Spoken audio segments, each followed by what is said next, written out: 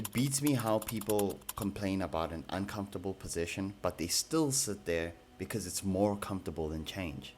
My name is Kelvin, and I am on my 30 to 60 day monk mode journey where I'm learning how to listen to my mind, lead by my spirit, and stay true to the ethics that constitute the person that I am. So today I had a cognition about two separate things.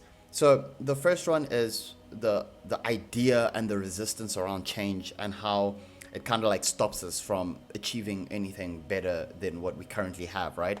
And the second one would be the importance of positioning.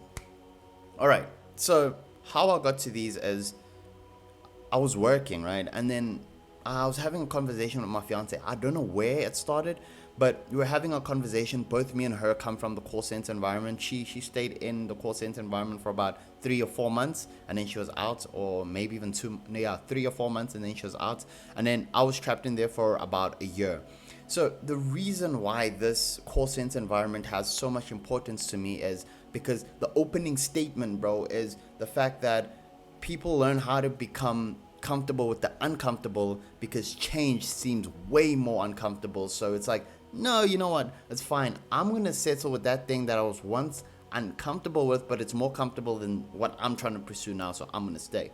So the call center environment for me and what I've experienced, it's a very chilled environment, very chilled but toxic environment. What do I mean by chilled? Chilled is you're not policed. You're not wearing any uniform. Your tasks are very repetitive, right? And then toxic, I mean, at a point of where everybody's speaking about bad things, but also everybody has this thing of feeding on each other to say that, you know what, we're leaving, they pay us a little, no, this is not it. They are very negative, creating my analogy, which is they create this uncomfortable scenario, right? Like, okay, cool, it's uncomfortable, yeah, so why are we here, right?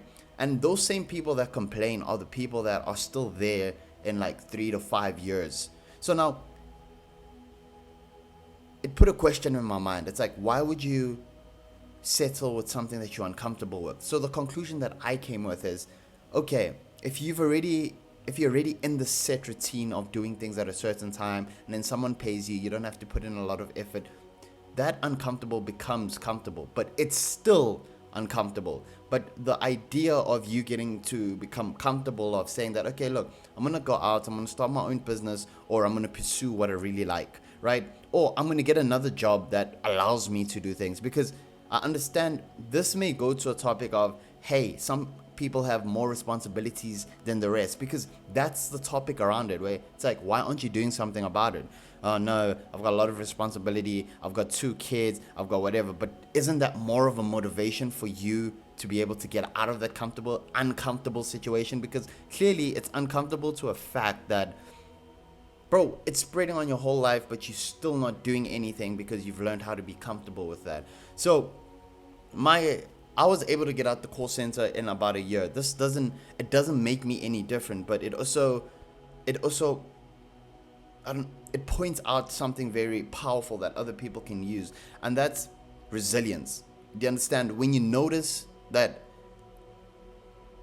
you are not okay in this position, and you think of the next position you want to go to, and it starts to feel uncomfortable, right? You need to go there, because that's where you'll reach a higher level of uncomfortability, but at least it will be better than this uncomfortability until you start climbing and building until you are comfortable in life. That was my cognition, that sometimes we decide on where we want to be, and we find ourselves in positions and trapped in those positions because we want to be there, dog. It's not because of expenses, it's not because of work, it's not because of whatever. It's a decision. It's a decision that you decided to adjust to that specific place. Because as human beings, we can think ourselves out of situations. I don't know, but this happens to me so many times where if you don't want to be in a room, you think yourself out of the room. Now think about how powerful that small element is. It's like, no, I'm uncomfortable here, I want to be out. You will find a way to be out. Whether it's you cough and you're like, oh no, I think I'm bleeding. You pick up a phone, you make a plan to get out. And I feel like we need to be treating life in the exact same way for us to be able to get out these comfortable situations, which is something that I'm still trying to apply, because we have a natural instinct to avoid run away from comfortable situations or try find the next most comfortable situation, even though it may be uncomfortable, but it's like, oh no, this is more comfortable than that one, so that's fine. But we still have the decision to pursue our comfortable position. My second cognition was positioning. Bro, in life we not looking for,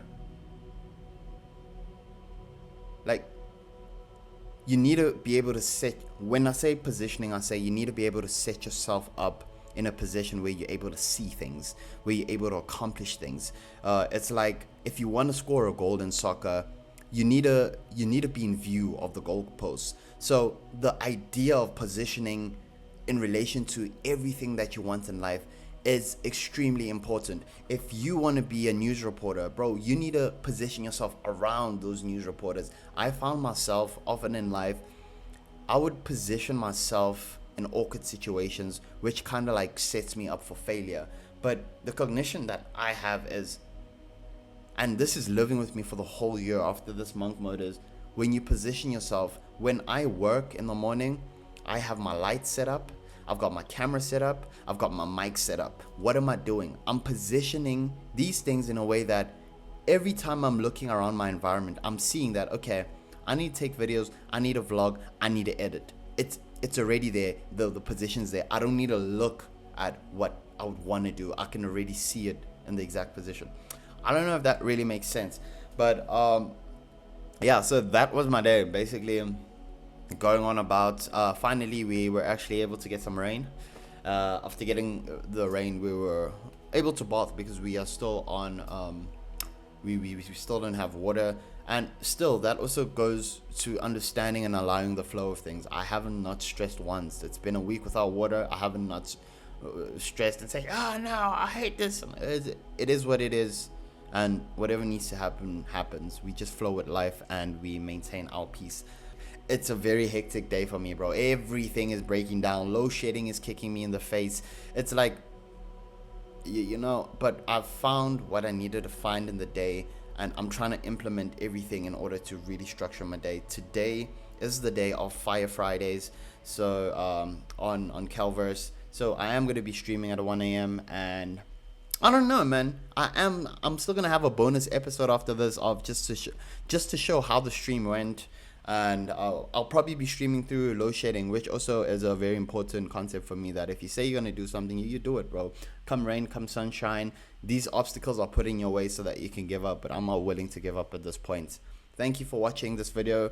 I do hope that you did take something out of the 2 points. Listen to it, apply it in your own way, and maybe you could learn something from my journey. Please do hit the subscribe button, and I will see you tomorrow.